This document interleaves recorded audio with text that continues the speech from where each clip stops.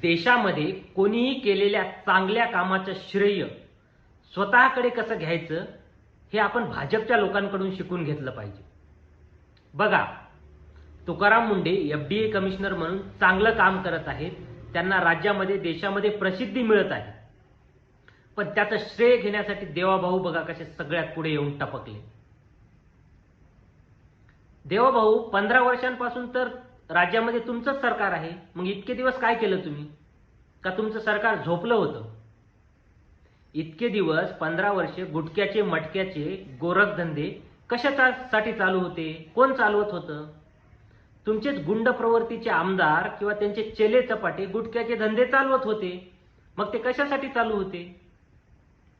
बरं, तुकाराम मुंडे साहेब एवढं चांगलं काम करता तर तुम्ही त्यांची 20 वर्षामध्ये 25 वेळा बदली कशासाठी केली? अवघ्या 6 महिन्याच्या आत तुम्ही तुकाराम मुंडेंची अपंग कल्याण विभागातून बदली कशासाठी केली? त्यांची आपत्ती व्यवस्थापन विभागातून बदली कशासाठी केली? दिव्यांग कल्याण विभागामध्ये कोणतं रॅकेट ते उघड करणार होते बोगस प्रमाणपत्राचं? कोणत्या राजकीय नेत्यांच्या बोगस संस्था ते उघडकीस आणणार होते? कुंभमेळ्यामध्ये किती भ्रष्टाचार तुम्हाला ते करू देणार नव्हते? म्हणजे कोणीही केलेल्या चांगल्या कामाचे श्रेय स्वतःकडे घ्यायचं.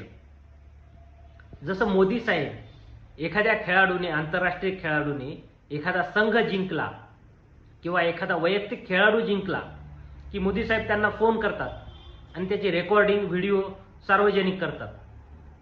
और गुकेश बहुत बढ़िया.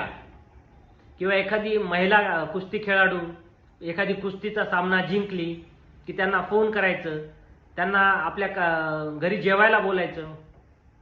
और विनेश, अरे विनेश तो मेरे परिवार की ही है. आणि याच खेळाडूंवर एखादा भाजपचा खासदार जेव्हा बलात्कार करतो तेव्हा मोदीजींची दातखिळी बसलेली असते, मुख गिळून बसलेले असतात हे सगळे लोक. अरविंद केजरीवाल जेव्हा दिल्लीचे मुख्यमंत्री होते तेव्हा त्यांनी दिल्लीमध्ये नागरिकांसाठी अनेक मोफत सुविधा सुरू केल्या होत्या. मग त्या शाळेच्या माध्यमातून असतील, हॉस्पिटल्स असतील, मोहल्ला क्लिनिक असतील किंवा इतर सरकारी सुविधा असतील. त्यांना मोदीजी मुफ्त की रेवडी म्हणत होते आणि मोदीजींना वाटलं की ही मुफ्त की रेवडी आपल्याला निवडणुका जिंकण्यासाठी फायदेशीर ठरू शकते. आज मोदीच देशामधील सर्वात मोठे रेवडी सम्राट म्हणून उदयास आलेले आहेत. असे हे पाखंडी आणि ढोंगी लोक आहेत भारतीय जनता पार्टीचे.